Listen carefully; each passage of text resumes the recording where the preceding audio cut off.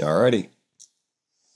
Welcome to UTOKing with Gregg. It is the return of the first guest episode, and my dear friend John Vervaeke. Hey, John, how you doing, friend? Hey, great, Greg. It's just great to be here with you.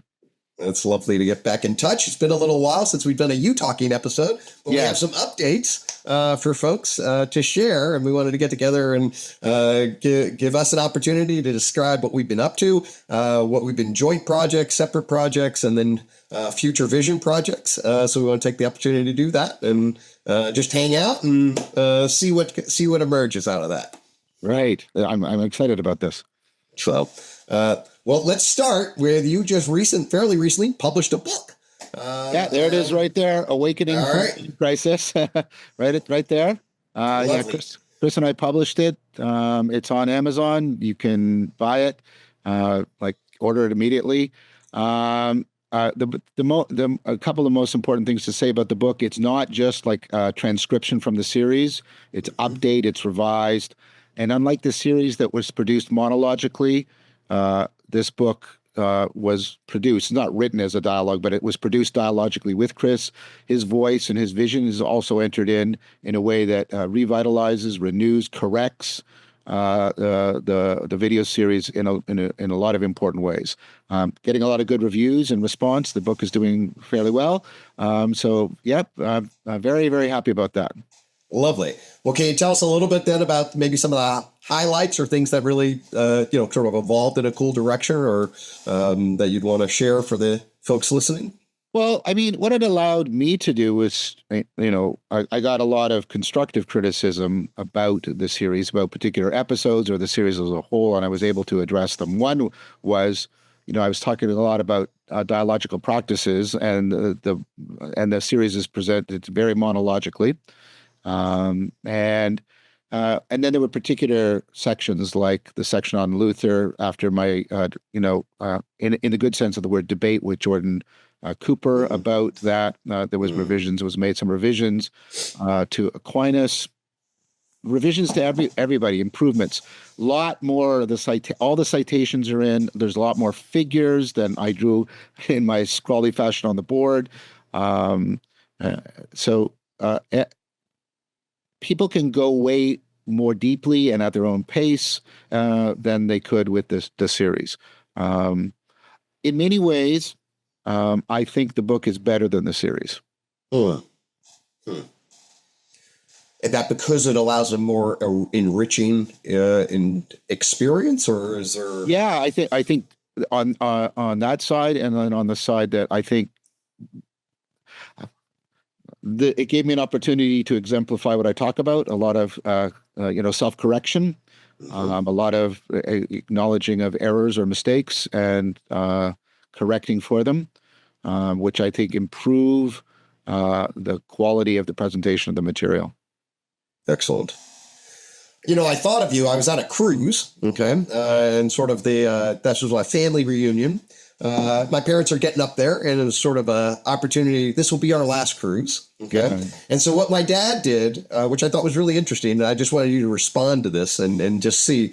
So what he had the grandkids do is we had a little conference room, all the grandkids got up and said, hey, he invited them to say 3 to 5 things that make your life meaningful. Right. And it was interesting and good. And certainly there was a lot of things there. But I was, so people would get up and say, oh, and he actually cut out relationships because he thought everyone would say love and relationships. So you're going to make a little bit more, Yeah. And so some people were like, oh, I'm really interested in learning stuff, or I love this football game, or I love my dog, or these are the kinds of things. And at one level, there was engagement and meaning, and our family's relatively healthy. So you get relatively healthy grandchildren.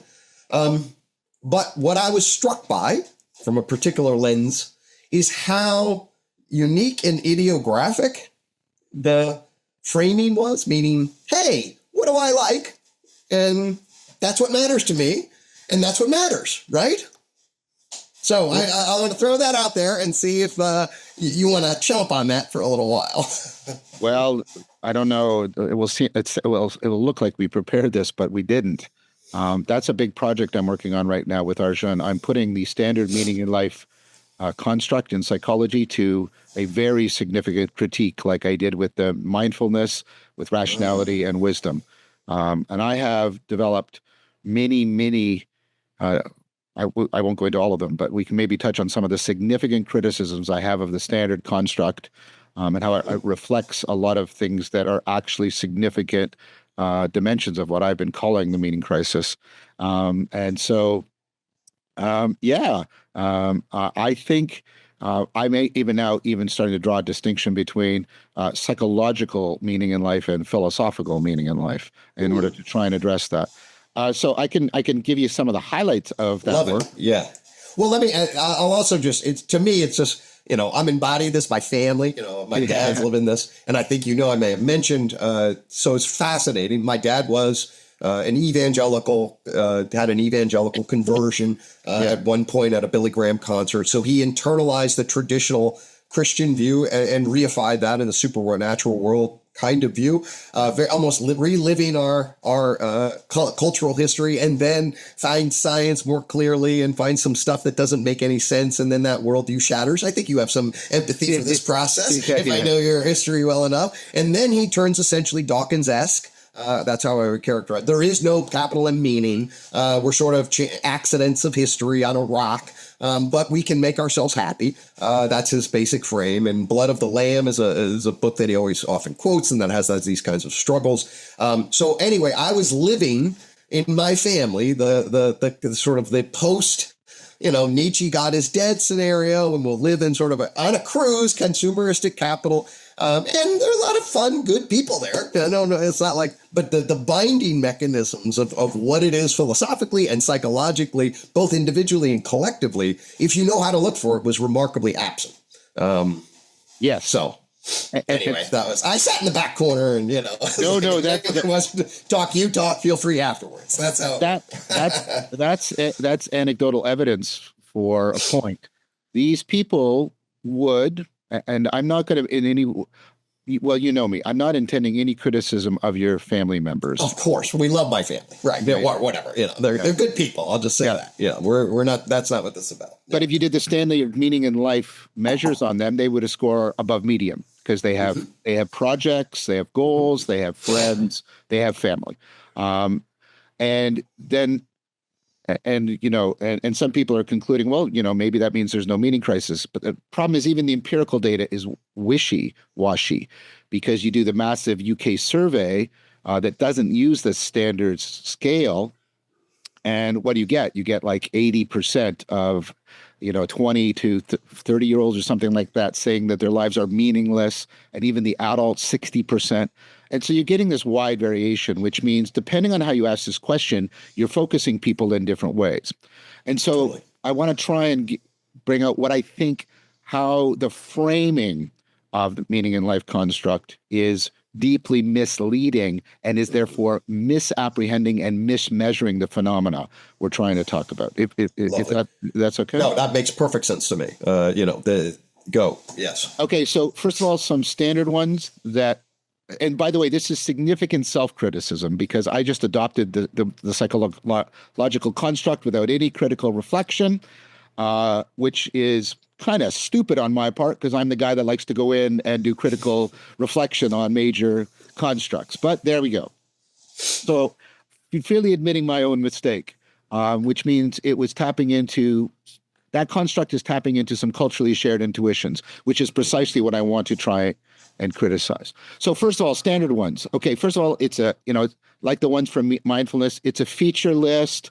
It's not a feature schema, which doesn't give us anything about the causal relations. It doesn't give us anything about the constitutive relations. It's a product theory. It's not a process theory. Because it lacks all of these, it doesn't give us any way of addressing the functionality of meaning in life. What's it functioning to do for people? So, right?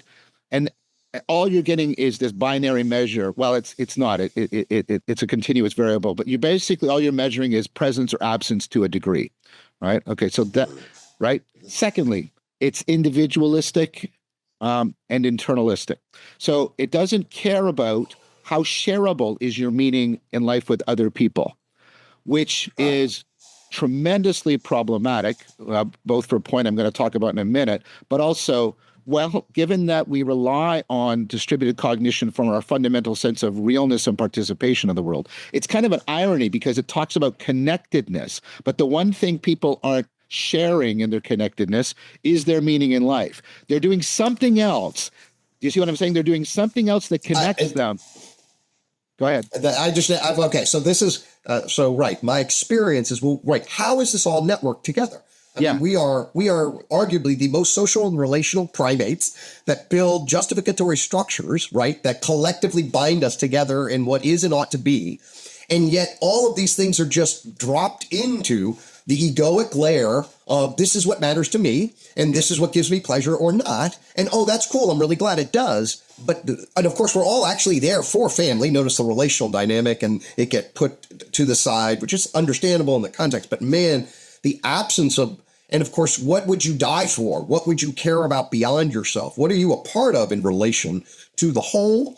That was strikingly absent for me, and as I sat, and not in any way that's critical of the individuals per se. No. But if you look at the way whole cultures might operate, you see a vacancy there. Yes, and then that also has another pole to it, which is you can look at other measures. So, for example, we know that the number of close friends people have is reliably going down, which threatens sense of belonging, which deeply overlaps theoretically with meaning in life. But that has to do with the shareable dimension, right? And so the shareable dimension is missing, and it disconnects meaning in life, therefore, from loneliness and sense of belonging. And that's a theoretical mistake in some fashion. Okay, so there's that issue. Then you can then ask these people, oh, do you find the world beautiful and ordered and meaningful and accommodating? No, what people are telling you is we know they look at the cultural patterns. People are feeling like they're betrayed, they mistrust, right? They feel disenfranchised at the political level. They find the world increasingly chaotic. It doesn't make sense. They are beset by busyness and bullshit and boredom, right? And all of these things are, because we leave the processing and the collective dimensions out, all of these things are not being addressed. And we already know that burnout and accompanying phenomena are also massively on the rise in our culture. So the meaning in life is not capturing any of this. Now, all of this, the fact that the world side of meaning is completely absent, and it's not mediated by a shared vision, right, points to something deeper. Because what the world and that shared do is it gives us our way of coordinating, as you said, you connected the to be, the normative dimension. And here's the crucial thing. Meaning is a thick term. Meaning is not like red. Meaning is like rational. If I say your life is meaningful, I'm not just describing it. I'm praising it in some fashion. I'm saying something good about it. You're being praised. Other people should note. Other people should consider. They might consider imitating etc. All of that's being recommended. Of course, the recommendation is then completely undermined by this atomic approach to meaning. Well, you have yours and I have mine, and right. And then, so although it's a deeply normative notion, we are divested of all of the machinery by which we make and evaluate and correct our normative judgments. That's completely missing. So that means the meaning in life construct is deeply severed from the cultivation of wisdom, which, if you look across history and cultures, the meaning in life and wisdom are always deeply intertwined. And so that dimension is crucially missing. So notice what that also implies. Soon as something is normative, a proper part of it is to aspire to better. So to be rational is to aspire to be more rational. To have some virtue is to aspire to being more virtuous. If I have meaning, then a proper part of it is to aspire to pursue more, deeper, and better meaning. But these questions of scope and quality are completely absent. It's a purely quantitative self-report of the mere intensity of the experience. All of that is missing, which means the meaning in life measures actually significantly exemplify crucial features of the meaning crisis. And therefore, there's an irony in there, in that the thing they're trying to measure actually will prevent them getting at the issues that are put at risk by the meaning crisis. Right. They need to make an opacity transparency shift on their meaning lens. Yeah. Based on the assumptions that they're operating from, or we are. And of course, that gets you towards the functionality of it. And then what I think the functionality, I think there's sort of a three-tier movement. There's meaning in life, which at the level of egocentrism, which is your relevance realization. And then following Hartmut-Rosa, then that arrow inverts, right? And you get resonance both with people and places, right? And you move to resonance realization. And then you can come to an orientation towards being or reality whole, and you have sort of reverence realization. And so that aspirational developmental process is also completely absent. But if you take a look at it, the things that actually will have a huge impact on people's rating of meaning in life is how many flow experiences do they have, how many awe experiences they have. And of course, the meaning in life thing is not tracking any of that at all. Right. All right, lovely. Well, I'm glad that. And so, is this laying the groundwork then, the problematization and analysis of, like, an emerging research project for you? I mean, obviously, you've been doing research, but if there's a specific vision that you're starting to construct. So, Arjun, he's a student of mine. We're going to do the theoretical critique, and then we're going to do like a massive online survey where we ask a whole bunch of questions outside of the standard meaning. And we'll ask some of the core meaning in life questions. And then we're going to ask a whole bunch of questions like about the world, about shareability, about the normative dimension, aspiration, process, all the stuff that's missing. And we'll see what happens and get just initial survey data, massive online survey, just to get some feedback. And use that. I've been also asking a lot of my students to do exactly what you've done. Give me anecdotal reports of people who clearly have meaning in life, including themselves, and yet they're hungry for meaning in some other sense that's not being tracked by these, sort of individualistic, completely egocentric, completely affectively based, non-normative notion of meaning. Right. If you think about it, Gregg, it reflects so much of your critique of psychology, that the way the meaning in life construct has been really, really shrunken. Amen. Yes. The way things get particularized and then measured, exactly, and then laid out and then quantified, and then as opposed to anyway. But I wonder.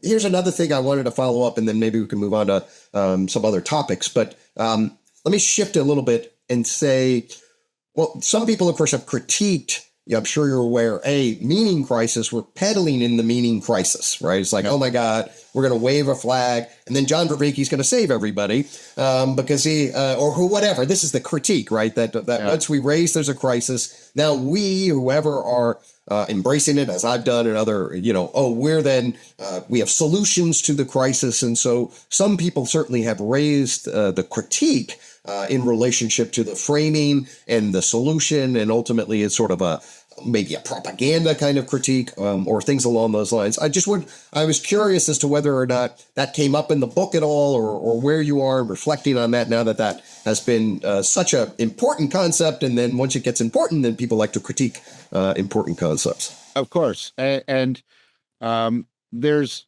aspects of that towards which I'm very sympathetic, and I've been responsive. So, I mean, there's been the very significant reorientation of the Vervaeke Foundation. The Awaken to Meaning platform is where all the practices is done. That's autonomous. I don't get any income. I have no authority there. I mean, I have obviously a friendship relationship with Taylor, but and then we shut down Voices with Vervaeke. We shut down the project of growing the channel, and we've turned to the lectern, where I'm properly a teacher, and I have students, and they can take courses, and I do peer conversations where I can't just dominate. Like, I talk to people that are, sorry, I don't have a better term, but my equals, and so there's much more chance for exchange. That's been a pivot to address that concern. Gotcha. And then on the other side, it's the, part of what I'm doing with the meaning in life critique is showing, no, there is something really at issue. Here's what's here. Yeah, and we're getting really, really clear about what it is.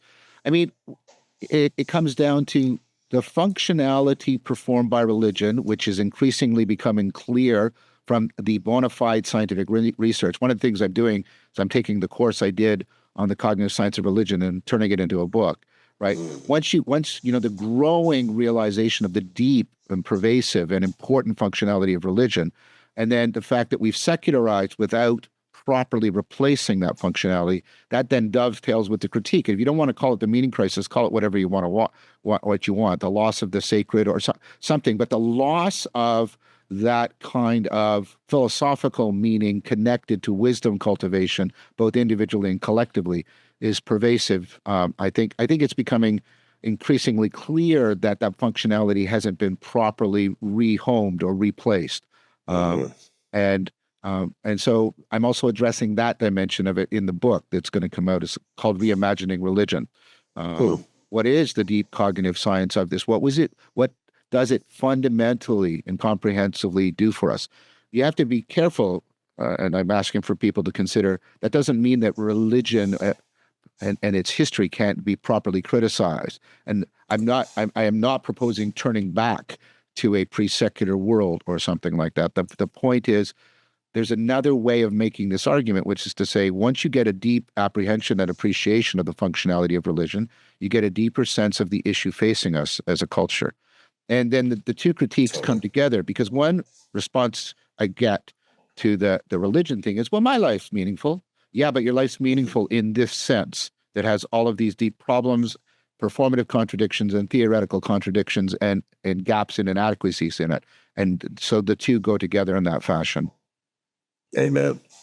That's lovely. Awesome. So then we can see that as a continuation, the cognitive science of religion angle then is a continuation of that work, obviously, to bind together the science, understanding the functionality of it, and then what we can offer. And then, of course, in addition to, obviously, all of the ecological practices and community building and whatnot, that would be part of that. Yeah. Just to give people one quick example, I did an online course on the cognitive science of ritual for Jonathan Pajot's channel. I'm doing one on mine on realizing the imaginal. And once you realize the pervasive role of the imaginal and ritual, you can ask, well, what kind of rituals and imaginal practices do you have in your life, given that they were centerpiece in religion, and given this clear, I think, persuasive argument for their functionality, where are they showing up in your life? And how are they connected to your meaning in life? Things like that. Totally. Lovely. Anything else you want to share about the book before we move to a second topic? Nope. That's enough. Thanks, Greg. Okay. Yeah, no, that's lovely. We don't need to talk too much about it, but we also I published the book on UTOK. Yeah. And so that was an exciting thing that came out in the fall. Congratulations. And I appreciate the opportunity to share. That's the first sort of little manual on UTOK. To work it as a particular sort of like, I didn't do an academic treatment. I went in and basically, 30 chapters of which is framed, by the way, through in terms of some of the core problems we face, both in terms of the meaning crisis and then I define the enlightenment gap, problem of psychology, problem of psychotherapy, problem of psyche, give us a frame for problematizing, and ultimately end with where we are, the fifth joint point. And think about an orientation towards a transcendent naturalism, and show that UTOK seems to bind together a lot of the kinds of problems and angles of knowing that we might be able to bridge some of the problems that we have, faced in the last 500 years or so in terms of at least the way we've developed science relative to self and society. Congratulations, Greg. I think that's important. I mean, your other books have been, of course, scientifically important, but this is has a broader reach importance, I think. Yeah, I think, it certainly will serve some practical utility, I think, and then we can expand that in relationship to sort of serving as an operating manual. And my hope is to then translate that into more pragmatic, real, useful elements that says, hey, this is actually how you apply this as a lens to see yourself in relationship to the world. Excellent. So. And then from there, you and I have been doing some work on extended naturalism and consciousness. Yes, that I that's thought we very could much. dialogue a little bit about and see if you have some thoughts you want to share about that. And we can talk together about sort of that project. Well, first of all, everybody should know that, that this project was your brainchild. You came to me and said, "Hey, John, instead of doing another cognitive science show, let's write a book on this because I think your ideas and my ideas are coming together and we can do something very powerful." And then you had a fundamental insight, which I think we've been clarifying and explicating that there's sort of two problems. There's what's been typically called the hard problem of consciousness, and we sort of also broken that up into problems. And then there's the enlightenment gap problem, which is an onto-epistemological framing, and that these two things are often implicitly complicit in confusing us. And we've been pulling them apart, making a lot of use of your work, supplemented by some of mine to do the enlightenment gap. And then once you get that, what happens to the standard hard problem of consciousness? And we've been at least shrinking the gap in, I think, a justifiable manner, and making use of a lot of dovetailing between my work on relevance realization, all of your work, of course, on all the kinds of mindedness and behavioral investment, all of that work coming together very nicely, which people can see foreshadowed in all the cognitive science shows that we did together on my channel.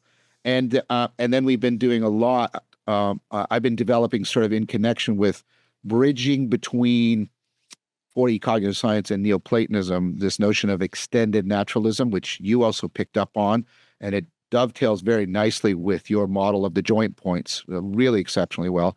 And so I can talk a little bit about the core of extended. Yeah, no, that's a beautiful. Yeah, so I'll just chime in. We're excited about this project. So we're sharing how the bridging of our two perspectives sets the stage, I think, for a fundamentally new look at the way we're framing both the philosophy and psychology, cognitive science of consciousness, showing that sort of the nature problem, what is consciousness and how does it exist in the physical universe, the function problem, what does consciousness do, and how does it relate to cognitive agency in these kinds of worlds, how do we bind them together, bind it together with phenomenology, and sort out both the philosophical problems, like in UTOK terms, hey, do we have a descriptive metaphysics that we know what we mean by matter, life, mind, culture in relationship to the world and describing, say, behavioral patterns from a scientific vantage point?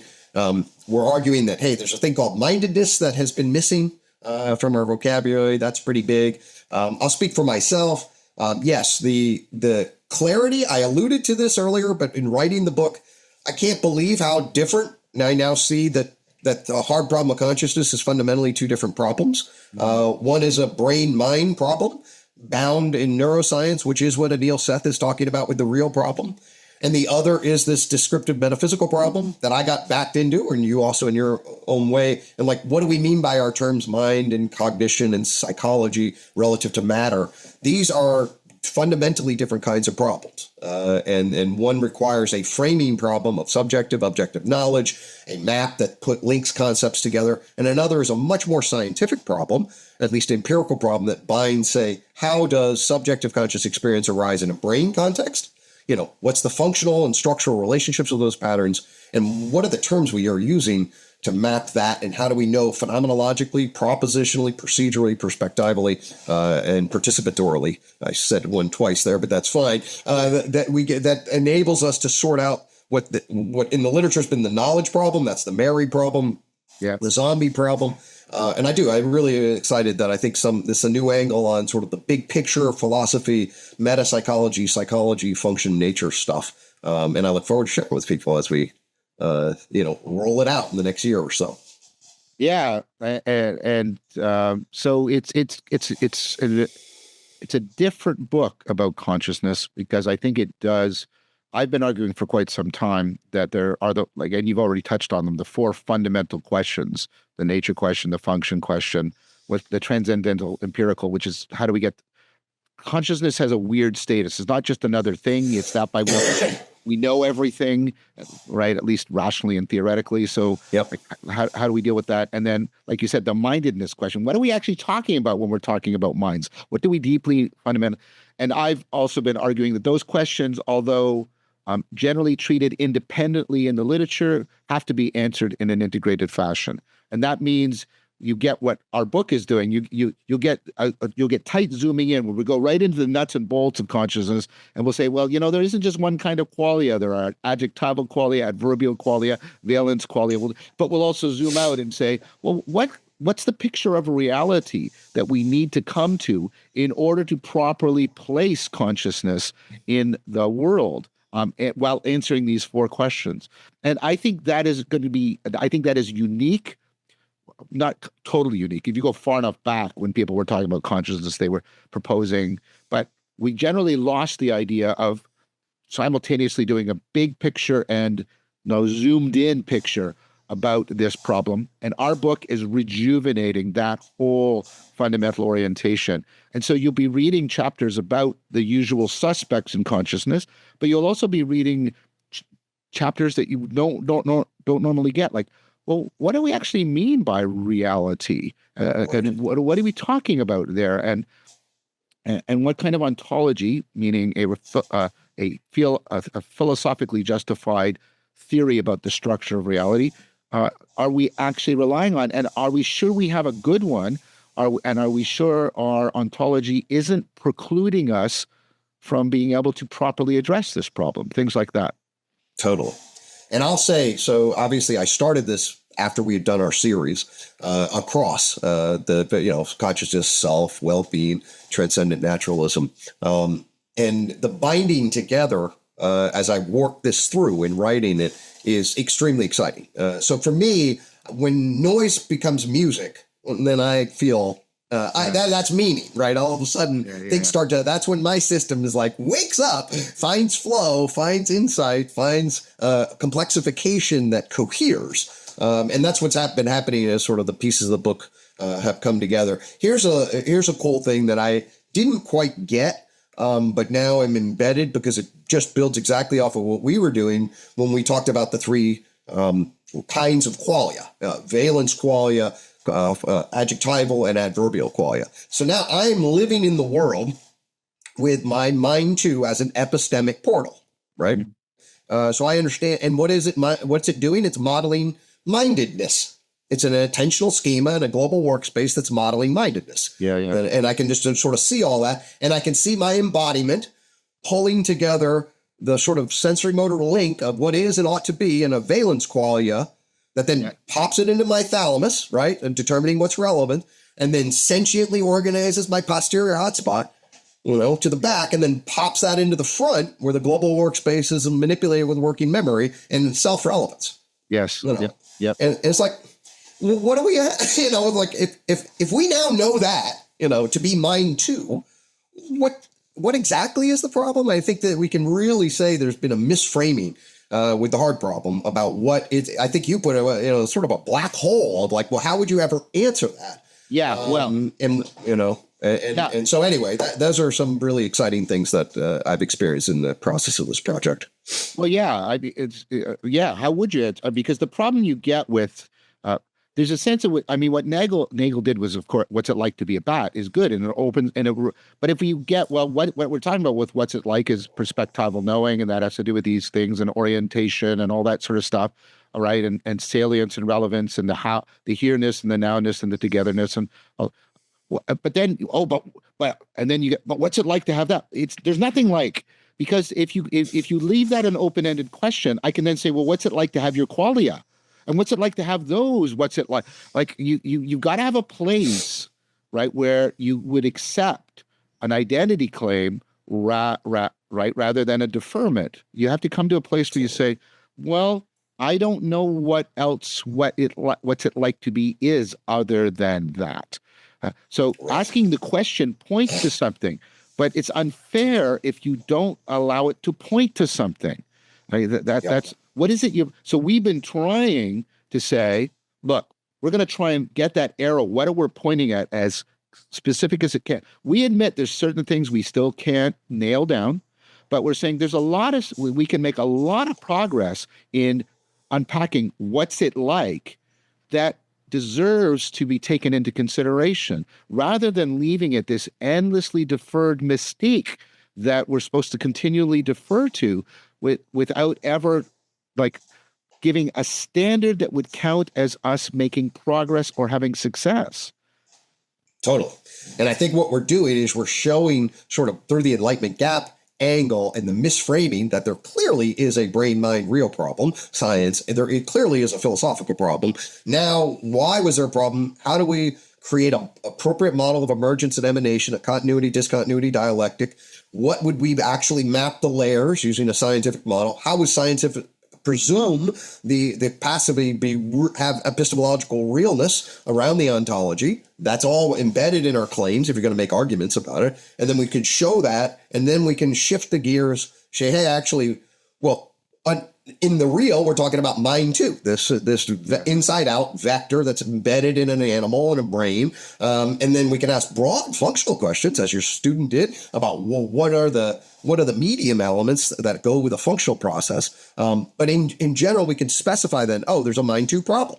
And that's a real problem. And there's the whole languaging problem of science, subjectivity, the social construction of reality. And I really like the way it's coming together. It's like, okay, here's the nature, big picture view. Now we can specify what we talk about in terms of mindedness. And then from there, we can clarify, oh, well, gives us the ontology. Then there's an epistemology, a phenomenology, and ultimately a meta-theoretical functional. You bind that stuff together and boom, that's a different kind of answer, I think.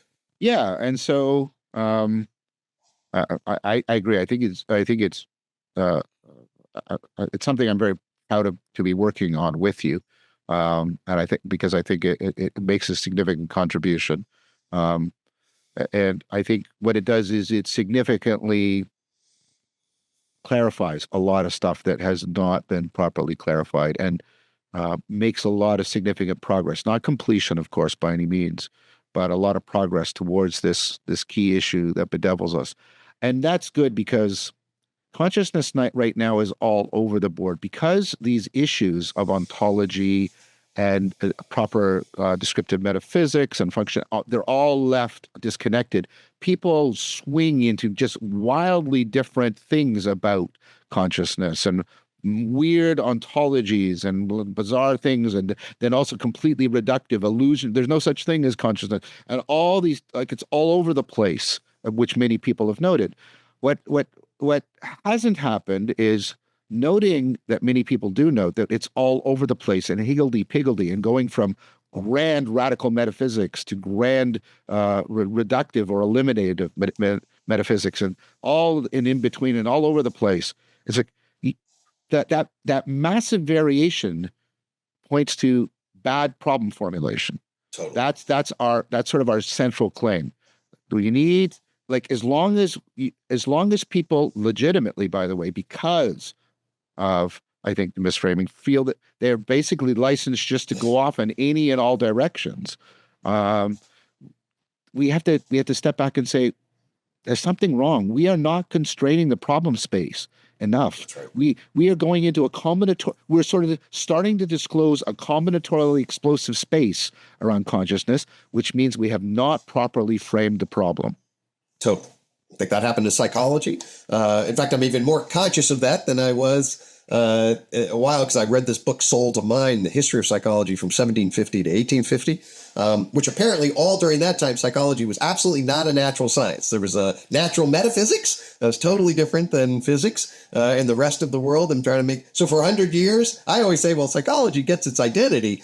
And that is true for after, say, 1850, it sort of coalesces and tries to be bound to that. It's fascinating to go back to a deeper history than I had just in the sociocultural justificatory structure. And it is clear what they're talking about is your subjective, unique perspective in the real, your ensoulment or soul, which is different than, say, minded behavior of animals in general and how that evolved.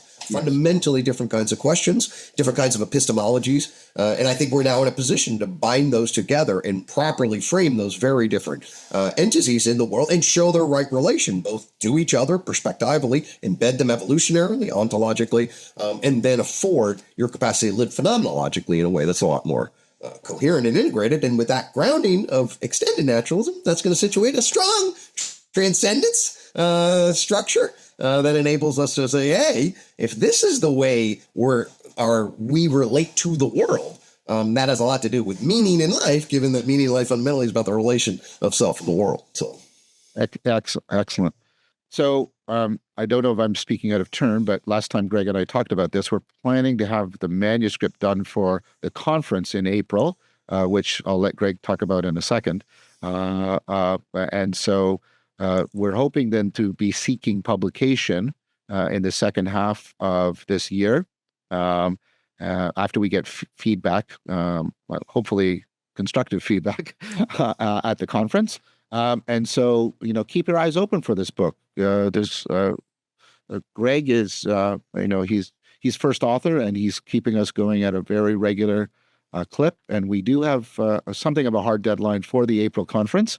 I just wanted to check in with you, Greg. Are we still sort of on track around that timeline? Is that what we're still thinking? Yeah, we'll certainly we'll have the majority of a draft definitely done by that time, and certainly 80% of it should be really tight draft, and then we'll see in relationship to the final 20% depending on a few other variables. But the picture will be clear, and so just for folks. Put it on your calendar if you're interested. This is April 25th and 26th. We'll be really broadcasting this in the next couple of weeks. We put out a couple of feelers. I think Michael Levin will be joining us, and several other folks might be joining us. We're going to be rolling this out. I'm doing a little working group on this sort of subjectivity, mindedness, psychology thing. We'll be talking about a number of different things, and we'll have really an opportunity to lay this out and bring in some critique. And then I think that will make the book stronger, and also bring some attention to these ideas and get people engaged in dialogue about them. So that's April 25th to 26th online. Yeah, I'm planning, although I'm open to revision. I want to give a talk specifically on like extended naturalism being built out of extended consistency and causal emergence, and go through that very carefully and lay that argument out, because it's kind of one of the key pivot points of the book. And I just want to get that really nailed down and get a chance for people to just focus on that and get some critical feedback on that. Right. This will be, obviously extended is a crucial term. Well, we'll be elaborating on that. And then you'll see where extended emergence, extended ontology, extended conceptions of the mental, the domains of the mental. Then we'll bind those vertically, horizontally through consistency and presuppositions, and show, hey, there is a possibility for an extended coherent picture of subjective, intersubjective, and objective worldviews tied together. Yeah, I'm very excited about it. I'm looking forward to the conference. Looking forward to giving some more contributions as the book unfolds. I taught a course at the end of last year, fourth year I dropped a course I'd been teaching for years, completely rebooted a course on consciousness to align it with the project of the book. Had my students read some of the chapters from the manuscript, got good feedback on that. And so we're taking a look at some of the cutting edge, at least of the main theories and cutting edge propositions and theoretical developments, and how those actually can be homed very well in our integrated framework. And so trying to bring that in, which has been very exciting as well. No, that's great that you're able to pilot that. I'm actually teaching cognitive science. My son's actually going to be in the class. That'll be fun. And we'll be able to kind of share. I'll be, the last third of it, actually, that class will focused on consciousness in particular. So I look forward to piloting that myself. So. Excellent. All righty, friend. Well, it's super cool to get caught up. I'm not sure if there's anything else on your agenda, but those are the boxes that I had for us to check. If there's anything you want to forecast or share or cutting edge thought, we can, add a topic or we begin to wrap up. Well, just briefly, one of the things we did is we had a series called Transcendent Naturalism, and we decided to break, because the thought our thinking has, unfolded as we've explicated, articulated it, and elucidated it. So there's going to be two books. One is going to be the book on consciousness, which is going to be within extended naturalism. And then we're going to build on that in a second book, where the topic of strong transcendence, mystical experience, and a much more sort of spiritual dimension is going to be developed, because we want to show that not only can this framework incorporate consciousness, but as Greg said, it can help to reconnect consciousness to these deeper questions of meaning, wisdom, self-transcendence, a deeper connection to the really real. So there's actually a book. Gregg and I are going to be working together probably till we die, but there's a book after the book on consciousness, which is planned, and we've got sort of a rough idea of what it's going to do. So there's two things to keep your eyes open for. And I'm doing a lot of work towards that second project already. I shared with Gregg a chapter I've submitted. It hasn't been accepted or anything like that, so no pretensions here. But I've been giving talks, submitting papers, trying to show deeper connections between cutting edge 4D cognitive science and a kind of resurgence, not just a recapitulation, a resurgence, a renovation of a kind of a Neoplatonism that can afford this kind of deep spirituality and strong transcendence. So that's also on the horizon for us. Right. And I love it when things end where they began. So with the opening of your book and then the questions about how we see meaning in the world, how we think about our consciousness is absolutely centrally related to that. I've mentioned in my own book, often people then kind of get the meat machine view once you lose God, right? Like, I'm just a bunch of chemicals, right? And then how do we actually make meaning? Well, we just have to construct it psychologically. The fundamental difference of the worldview and the scientific and nature functional explanations actually at an is level, and that's not dichotomized from ought, but they bind together in systems of justification. And so what we're saying is we can clarify the focus on the language of explaining, and then the implications of what that would mean for a socially constructed reality that affords a strong transcendence, a multiple shared meaning across time, is available. And that's what then the second book would orient us towards. So extended naturalism, strong transcendence, a transcendent naturalistic worldview is in the making. Yeah, that's very much. So that's that was the only addendum I wanted to give. I love it because it brings us full circle and allows us to kind of summarize where we've been, where we're headed with a kind of coherence and consistency that I think is quite cool. Well, great. Thank you very much, Gregg. This was good. It was good catching up. It was good reconnecting. It's always good to see how our projects are jiving together, and let everybody know we're at work. We are both individually and collectively. We're at work, and there's stuff coming from us. Conference, 2 books, and then Gregg is getting he's got a book published. I know he's going to get other stuff done. I'm getting this stuff published too. Got my book out. One last shameless plug for it. Right. We got books in the work. Very good.